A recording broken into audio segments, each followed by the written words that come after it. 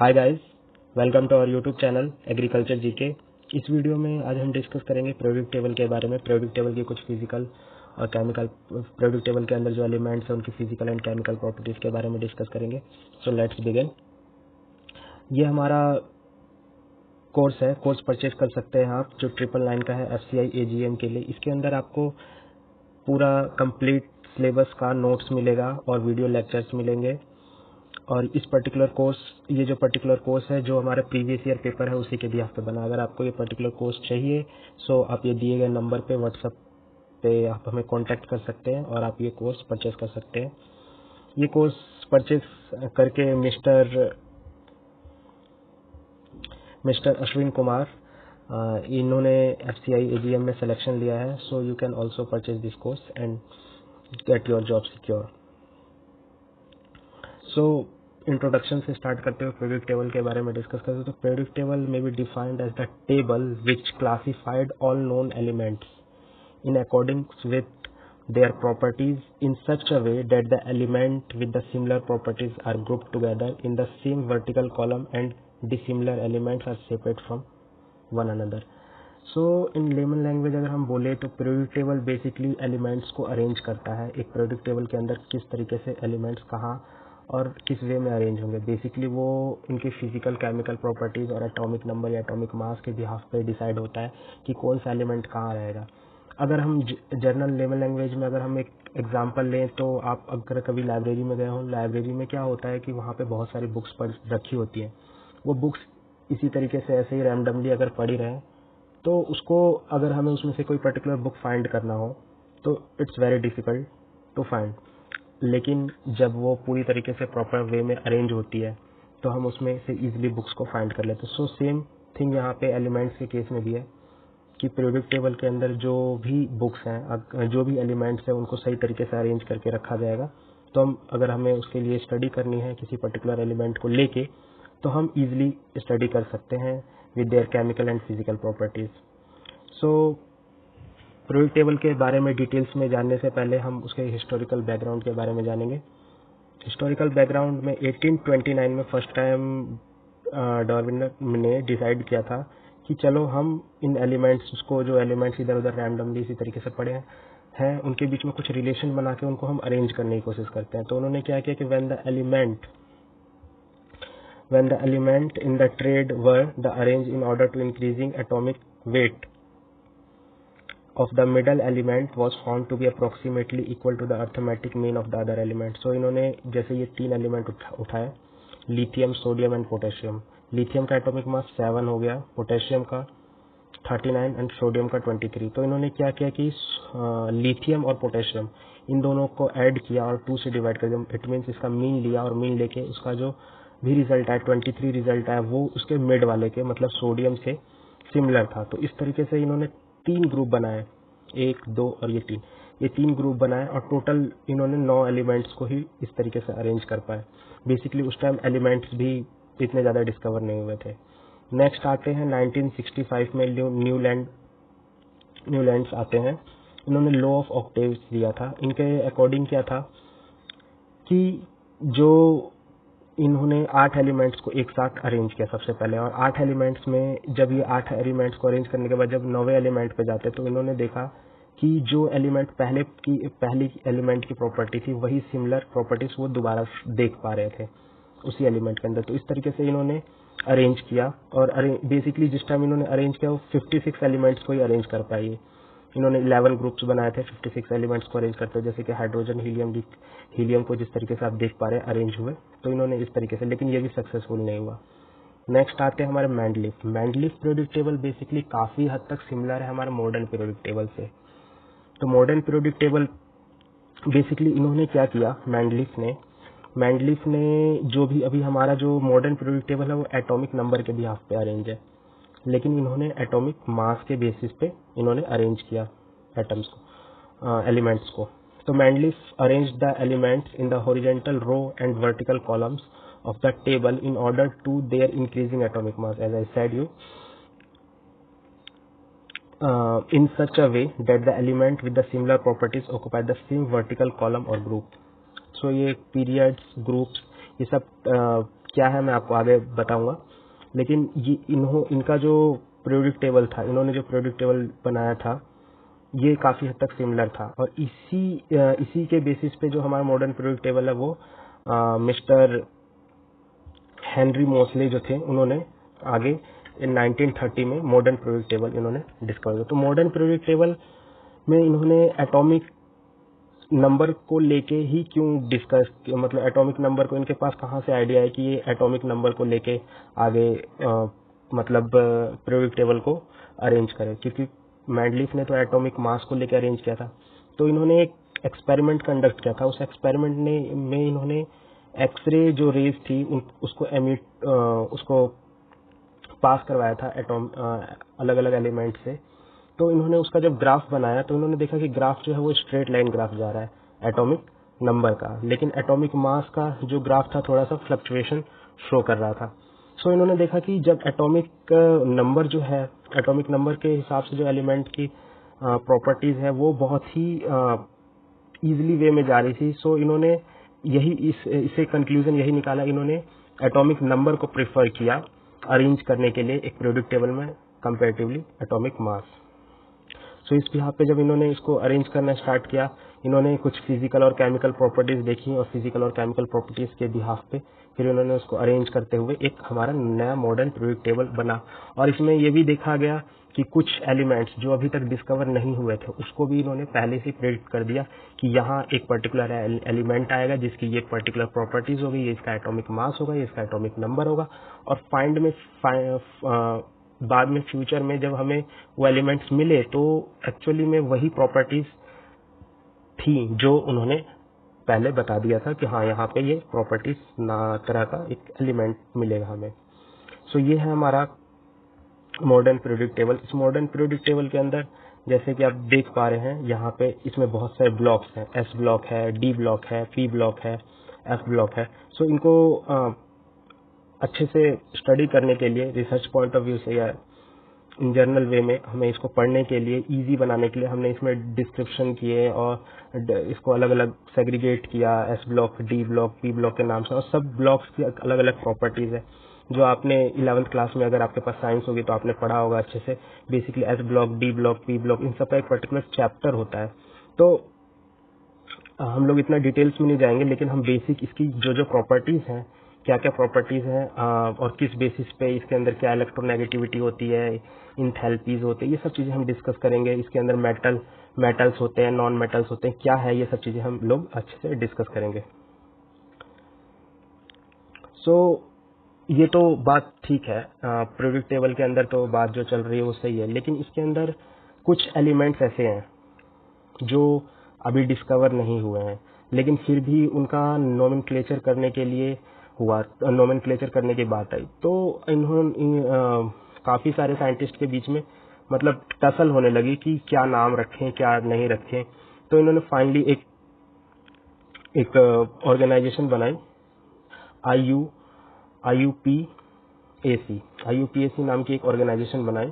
इस ऑर्गेनाइजेशन का काम ही यही था कि वो जो भी एलिमेंट्स है उनका नोमेनक्लेचर करे। तो नोमेनक्लेचर करने के लिए तो उन्होंने कुछ सिस्टम्स बनाए, क्या नोमेनक्लेचर कैसे करेंगे। जैसे कि यहाँ पे हमारे पास एग्जांपल है 101 का। तो 101 में 101 जो एटॉमिक नंबर है उस नाम का जो एलिमेंट है उसका हम नोमेनक्लेचर कैसे करेंगे। तो 1 के लिए जैसे यहाँ पे आप इसमें देख पा रहे होंगे इसमें कि 0 के लिए नील, 1 के लिए ऑन, 2 के लिए bi, tri, quad, pent and so on. इस तरीके से इन्होंने नाम और उसके साथ साथ उसकी एब्रीविएशन रखी। इसी बिहाफ पे जैसे 101 है, 101 का नाम ये हो गया और उसका सिंबल ये हो गया। अब जब ये एलिमेंट एक्चुअल में फाइंड हुआ, जब मिला, तो जिस साइंटिस्ट ने इसको ढूंढा उस साइंटिस्ट के नाम पे फिर इसका नाम जो है वो चेंज हो गया। तो इसी तरीके से इन्होंने इन सारे एलिमेंट्स का नाम रखे, 118 एलिमेंट्स का नाम रखे। अब हम डिस्कस करेंगे प्रॉपर्टीज ऑफ एलिमेंट। अब एलिमेंट्स की क्या क्या प्रॉपर्टीज है। तो सबसे पहले एटॉमिक रेडियस। एटॉमिक रेडियस क्या होता है? बेसिकली एटॉमिक रेडियस को हम इजीली डायरेक्टली मेजर नहीं कर सकते कि क्या इसका रेडियस है, because the outermost electron have the remote chances to being found quite far from the nucleus. So the different type of atomic radius can be used based on the environment of the atom, and that is the covalent radius, van der Waals radius and metallic radius. So ये अलग अलग elements पे define होता है. इसके लिए एक experiment conduct करवाया जाता है, उसके बेसिस पे हम उसका एटॉमिक रेडियस को डिस्कस कर सकते हैं. बेसिकली एटॉमिक रेडियस किस तरीके से वैरी करता है पीरियोडिक टेबल के अंदर, वो भी हम डिस्कस करेंगे. सो पीरियोडिक टेबल के अंदर जैसे variation of periodic table, it is because of the period of the outer electron are the same valency cell, and the effective nuclear charge is increasing as the atomic number increasing, resulting the increasing attraction of electron of the nucleus. In the group wise अगर discuss करें तो इनका जैसे जैसे basically मैंने आपको अभी तो ये बताया नहीं कि ग्रुप और ये पीरियड्स का फंडा. सो ग्रुप और पीरियड्स सबसे पहले ये देखिए कि अगर हम हॉरिजेंटली जाएंगे, कभी भी अगर हम हॉरिजेंटली जाएंगे इस तरीके से, तो ये हमारे पीरियड्स होंगे, और जैसे अगर हम वर्टिकली जाएंगे तो ये हमारे ग्रुप्स होंगे. तो इस तरीके से हमारे 18 ग्रुप्स है टोटल, और पीरियड्स देखें तो हमारे 7 पीरियड्स हैं. सो इसके अंदर एटॉमिक रेडियस जो है वो किस तरीके से इंक्रीज हो रहा है. बेसिकली यहाँ जो है हमारा जो यहाँ हाइड्रोजन होगा, हाइड्रोजन एटम होगा, यहाँ हाइड्रोजन एटम होगा, जो उसका रेडियस जो होगा वो छोटा होगा, बड़ा होगा कंपैरेटिवली हीलियम के. कैसे? जैसे जैसे हम इधर की तरफ जाएंगे लेफ्ट से राइट में, जब जैसे जैसे हम पीरियोडिक टेबल में जाएंगे तो हम देखेंगे कि न्यूक्लियस चार्ज जो है, न्यूक्लियस का जो चार्ज है वो इंक्रीज होता जाएगा, जिसके कारण जो न्यूक्लियस का चार्ज इंक्रीज होता जाएगा, सेल वही रहेगा हमारे पास. उस सेल के अंदर अलग अलग इलेक्ट्रॉन्स आएंगे, तो अलग अलग इलेक्ट्रॉन्स आने के कारण जो न्यूक्लियस का जो चार्ज है वो बढ़ता जाएगा, जिसके कारण वो श्रिंक होता जाएगा. तो एटम जो है सेल वही रहेगा, उसके अंदर इलेक्ट्रॉन्स बढ़ते जा रहे हैं उसी सेल के अंदर.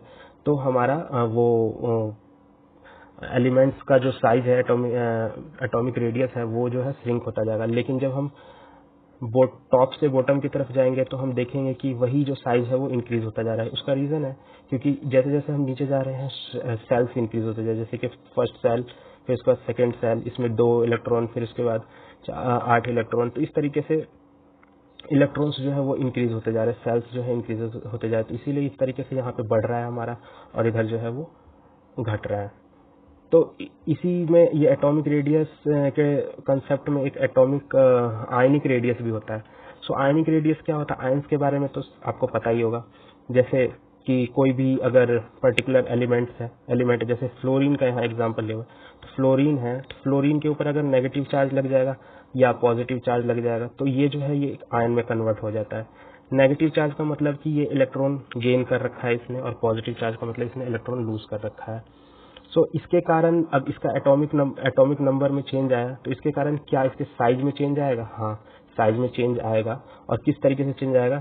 Generally atomic ionic radius of the elements exhibit the same trend of the atomic radius. A cation of the smaller than its parent atom because it has a fewer electrons while the nuclear charge remains same.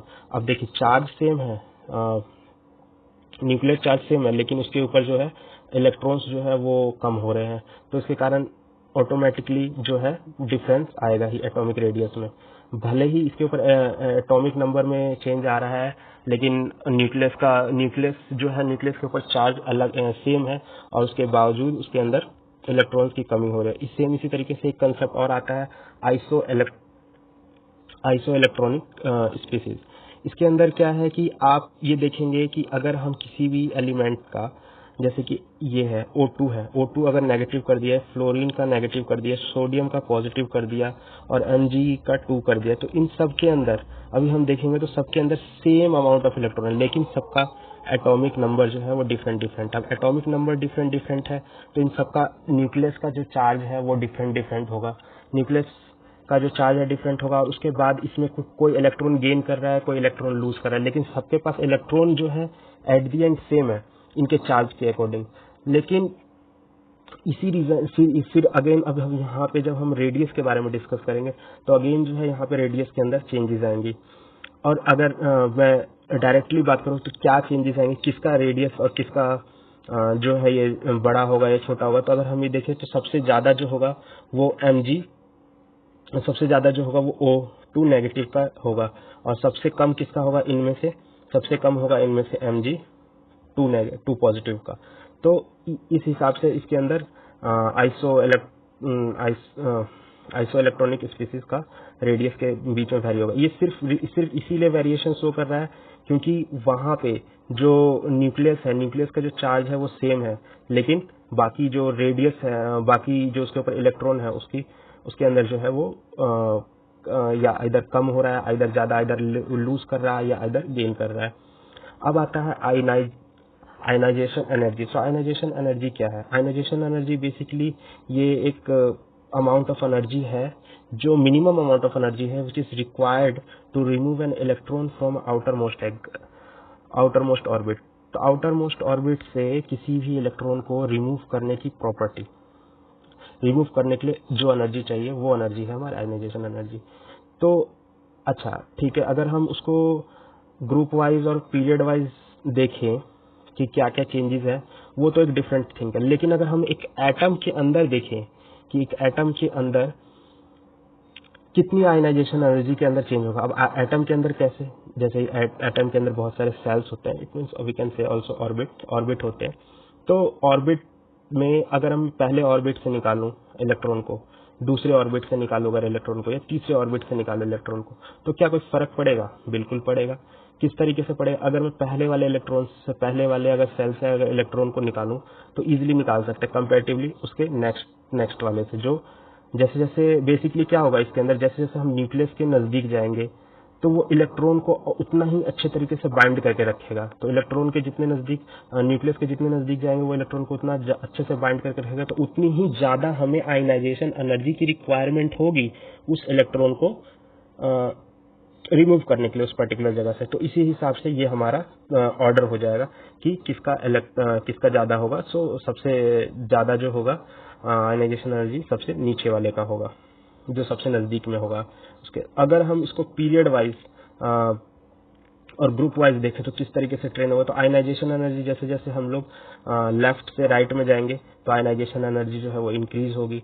क्यों increase होगी? वो again वही concept कि जो हमारा atomic radius है वो decrease हो रहा है। एटॉमिक रेडियस डिक्रीज हो रहा है तो वो बहुत ही ज्यादा अट्रैक्शन शो करेगा। बेसिकली वो श्रिंक हो रहा है ना। यहाँ पे हमारे पास एक ही वो है न्यूक्लियस का चार्ज, न्यूक्लियस के एक ही न्यूक्लियस है, उसमें वही चार्ज है और उसके ऊपर से इलेक्ट्रॉन जो है वो बढ़ते जा रहा है एक ही सेल के अंदर, तो वो श्रिंक हो रहा है। तो यहाँ पे हमारा जो है तो उसको और वो नजदीक लेके जा रहा है इलेक्ट्रॉन को अपने, वो इलेक्ट्रॉन जो है वो न्यूक्लियस के और नजदीक जा रहा है, तो आयनाइजेशन एनर्जी इधर जो है वो इंक्रीज होगी। और यहाँ पे देखें हम, अगर हम टॉप से बॉटम की तरफ देखें तो आयनाइजेशन एनर्जी डिक्रीज होगी क्योंकि वो उतना ही दूर जाते जा रहा है न्यूक्लियस से। नेक्स्ट आता है electron gain enthalpy. Electron gain enthalpy basically क्या है? इलेक्ट्रॉन गेन इंथैल्पी का मतलब है कि वो कितनी जल्दी एक इलेक्ट्रॉन को गेन कर ले। कोई भी एलिमेंट किसी इलेक्ट्रॉन को कितनी जल्दी गेन कर लेगा तो वो उसकी इलेक्ट्रॉन गेन इंथैल्पी, या उसको गेन करने में कितनी एनर्जी लग रही है वो उसकी इलेक्ट्रॉन गेन इंथैल्पी है। सो इलेक्ट्रॉन गेन इंथैल्पी का अगर हम पीरियड वाइज और ग्रुप वाइज वेरिएशन देखें तो इलेक्ट्रॉन गेन इंथैल्पी जो है, जैसे जैसे अगर हम लेफ्ट से राइट की तरफ जाएंगे तो वो और ज्यादा ही नेगेटिव होता जाएगा। This is due to the decreasing of size. Again वही आ गया, decreasing of size, increasing in nuclear charge. Nuclear charge जो है वो इंक्रीज हो रहा है क्योंकि उसके ऊपर एक ही सेल है और इलेक्ट्रॉन्स बढ़ते जा रहे हैं, तो atomic number increases as the period में atomic number increase. Both these two factors the extra electron due to the higher force of attraction by the nucleus for becoming incoming electron, sorry. So period wise तो समझ में आता है, लेकिन group wise कैसे? Group wise जैसे जैसे हम लोग नीचे की तरफ जा रहे हैं वैसे वैसे इलेक्ट्रॉन्स जो है उसके अंदर इंक्रीज होते जा रहे हैं। इलेक्ट्रॉन्स इंक्रीज हो रहे हैं लेकिन सेल मेनली जो है वो सेल इंक्रीज होता जा रहा है। सो अगेन जो है इलेक्ट्रॉन गेन इंथैल्पी जो है नीचे की तरफ लेस होती जाएगी। इधर अगर हम लेफ्ट से राइट में जाएंगे तो electron gain enthalpy more negative होगी, और ऊपर से नीचे जाएंगे तो इलेक्ट्रॉन गेन इंथैल्पी जो है वो लेस नेगेटिव होती जाएगी। नेक्स्ट आता है इलेक्ट्रोनेगेटिविटी। इलेक्ट्रोनेगेटिविटी क्या है? Basically it is the tendency of atom to attract the shared pair electron towards itself is known as electronegativity. कितना जल्दी वो किसी भी इलेक्ट्रॉन को अट्रैक्ट कर लेता है। तो यहाँ पे हम बेसिकली एक नॉर्मली हम लोग इन जनरल फ्लोरीन का इलेक्ट्रोनेगेटिविटी से कंपेयर करते हैं, जैसे कि फ्लोरीन का इलेक्ट्रोनेगेटिविटी 4 होता है, और अगर हम इसको कैलकुलेट करना चाहें तो ये IP प्लस EA/2 होता है। IP क्या है, आयनाइजेशन पोटेंशियल है, और EA क्या है, इलेक्ट्रो एफिनिटी है।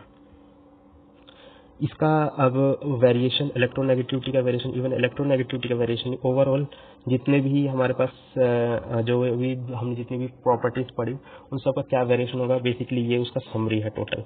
तो इलेक्ट्रोनेगेटिविटी आप देख पा रहे हैं, जैसे जैसे हम लोग लेफ्ट से राइट जा रहे हैं वो इंक्रीज हो रहा है, इलेक्ट्रॉन गेन एंथैल्पी भी इंक्रीज हो रहा है, आयनाइजेशन एनर्जी भी इंक्रीज हो रहा है, एटॉमिक रेडियस आपको पता ही है कि एटॉमिक रेडियस जैसे जैसे हम लोग इधर से इधर की तरफ जाएंगे वो डिक्रीज होगा, लेफ्ट से राइट की तरफ जाएंगे तो डिक्रीज होगा, और राइट से लेफ्ट की तरफ जाएंगे तो इंक्रीज होगा। बिल्कुल इसका वाइस वर्सा है। और एटॉमिक रेडियस जैसे हम नीचे की तरफ जा रहे हैं तो वो इंक्रीज हो रहा है, और सेम आयनाइजेशन एंथैल्पी जो है, अगर हम ऊपर से नीचे की तरफ आ रहे हैं तो वो डिक्रीज होगा, और इसका अपोजिट अगर नीचे से ऊपर की तरफ जा रहे हैं तो वो इंक्रीज होगा। इलेक्ट्रॉन गेन एंथैल्पी और electronegativity same. Periodic trends in the chemical properties. अब केमिकल प्रॉपर्टीज पे आते हैं। तो केमिकल प्रॉपर्टीज में हमारे पास वैलेंसी और ऑक्सीडेशन। वैलेंसी बेसिकली, वैलेंसी के बारे में शायद आपको पता होगा, फिर भी मैं एक बार यहाँ पे क्लियर कर देता हूँ। वैलेंसी बेसिकली क्या है कि जो आउटर मोस्ट सेल होगा हमारे पास, आउटर मोस्ट सेल के अंदर कितने इलेक्ट्रॉन प्रेजेंट हैं, और अगर प्रेजेंट है, और अगर मान लीजिए अगर ज़्यादा इलेक्ट्रॉन प्रेजेंट है तो उसमें से बेसिकली हम उसमें से 8 से उसको माइनस कर देते हैं। जैसे कि अगर हमारे पास आउटर मोस्ट में 1 इलेक्ट्रॉन है तो उसकी वैलेंसी 1 हो जाएगी, 2 है तो 2 हो जाएगी, 3 है तो 3 हो जाएगी, 4 है तो 4 भी हो जाएगी, लेकिन 5 है तो 5 वैलेंसी उसकी नहीं हो सकती। तो इसके लिए क्या होगा, इसको 8 से माइनस, मतलब 8 - 5 = 3, तो इसकी वैलेंसी 3 हो जाएगी। सेम इसी तरीके से 6, 8 - 6 2 हो जाएगी, फिर 8 - 7 फिर वहाँ 1 हो जाएगी, और 8 - 8 0 हो जाएगी। तो ये वैलेंसी होगी। लेकिन ऑक्सीडेशन स्टेट के बारे में, तो ऑक्सीडेशन स्टेट में ये 8, 6, 7 ये जो भी है नंबर्स, और इवन इनके जो -8 से माइनस करने के बाद जो इनके वैलेंसी है, it can also be the oxidation state. So oxidation state और वैलेंसी में यही छोटा सा डिफरेंस है। बेसिकली ऑक्सीडेशन स्टेट जो है ये उस पर भी डिपेंड करता है कि वो कौन से एलिमेंट के साथ अटैच हो रहा है, मतलब वो कौन सा कंपाउंड या मॉलिक्यूल्स बना रहा है, उस पर भी डिपेंड करता है। फिर आती है anomalous properties of second period element. Period मतलब सेकंड पीरियड ऑफ एलिमेंट में ऐसा क्या है कि एनोमलस प्रॉपर्टी मतलब डिफरेंट प्रॉपर्टीज है सबसे। सो उसका कुछ रीजन है जनरली, जैसे कि उसका स्मॉलर साइज है, चार्ज उस पर ज्यादा है, रेडियस रेशियो उसका ज्यादा है, इलेक्ट्रोनेगेटिविटी उनकी ज्यादा है, और सबसे बड़ा रीजन तो ये है कि उसके पास 3 ऑर्बिटल है, 3s, 3p और 3d, मतलब s, p और d तीनों ऑर्बिटल में तीनों ऑर्बिटल है उसके पास, जिस पे वो बॉन्ड बना सकता है और किसी के साथ अटैच हो सकता है। तो यही रीजन है कि वो एकदम डिफरेंट है, मतलब डिफरेंट नहीं, अलग है उससे, बाकी सारे एलिमेंट से। और यहाँ पे एक और प्रॉपर्टी आती है डायगोनली जो है वो कुछ एलिमेंट्स जो है वो सेम है, जैसे कि यहाँ पे जैसे सिर्फ ये ग्रुप पीरियड 2 के लिए, जैसे कि हाइड्रोजन और हीलियम, हाइड्रोजन और बेरिलियम, इन दोनों की प्रॉपर्टीज जो है वो काफी हद तक मैच होती है। जैसे बोरोन और सिलिकॉन, इनकी प्रॉपर्टीज जो है वो काफी हद तक मैच होती है। सो इस हिसाब से ये है। और बाकी जो सेकंड पीरियड है उसका तो प्रॉपर्टीज जो है वो डिफरेंट है, और क्यों डिफरेंट है वो मैंने आपसे डिस्कस कर लिया। लास्ट टॉपिक आता है केमिकल रिएक्टिविटी। केमिकल रिएक्टिविटी क्या होती है? बेसिकली केमिकल रिएक्टिविटी किसी भी एलिमेंट की उसी चीज पर डिपेंड करती है कि वो कितना इलेक्ट्रॉन को, उसकी टेंडेंसी क्या है इलेक्ट्रॉन को लूज करने की और गेन करने की। सो इलेक्ट्रॉन को लूज करने की और गेन करने की टेंडेंसी उसी पर डिपेंड करती है कि उसके आउटर मोस्ट के अंदर कितने इलेक्ट्रॉन है। तो आपको पता है जैसे कि जो पहला वाला जो ग्रुप है, फर्स्ट ग्रुप, इसके अंदर जितने भी एलिमेंट्स हैं वो एक आउटर मोस्ट में जो एलिमेंट्स है वो एक होते हैं। तो वो क्या चाहेगा कि वो इजीली चाहे कि मैं अपना इलेक्ट्रॉन को लूज कर दूं और मैं स्टेबल बन जाऊं, तो वो इजीली इलेक्ट्रॉन को लूज कर, तो ये बहुत ही ज्यादा केमिकली रिएक्टिव है। इसी तरीके से ये हमारा जो 17 ग्रुप है उसमें आउटर मोस्ट में क्या है, 7 इलेक्ट्रॉन होते हैं, तो वो क्या चाहेगा कि मैं एक इलेक्ट्रॉन जल्दी से ले लूँ और स्टेबल हो, तो मतलब वो इजीली गेन कर लेगा, तो ये भी केमिकली ज़्यादा रिएक्टिव। लेकिन अगर हम यही बात करें 18 ग्रुप की, तो वो कम्प्लीटली फुल रहता है, कम्प्लीटली ऑक्यूपाइड रहता है, तो वो स्टेबल होता है, बेसिकली वो बहुत ही कम रिएक्टिव होता है। सो यही है chemical reactivity basically. So this is all about the periodic table. Thank you. और अगर आपने अभी तक हमारे चैनल को सब्सक्राइब नहीं किया है तो please do like, share and subscribe, और बेल आइकन दबाइए, जिससे कि अगर हमारी कोई भी वीडियो आती है तो आपको सबसे पहले इन्फॉर्मेशन मिले। और अगर और आप हमें चाहते हैं सोशल मीडिया प्लेटफॉर्म पे फॉलो करना, तो you can also follow us on different social media platform. और अगर आपको उस कोर्स के बारे में कोई भी इन्फॉर्मेशन चाहिए तो आप हमें व्हाट्सएप पे कॉन्टैक्ट कर सकते हैं। So thank you.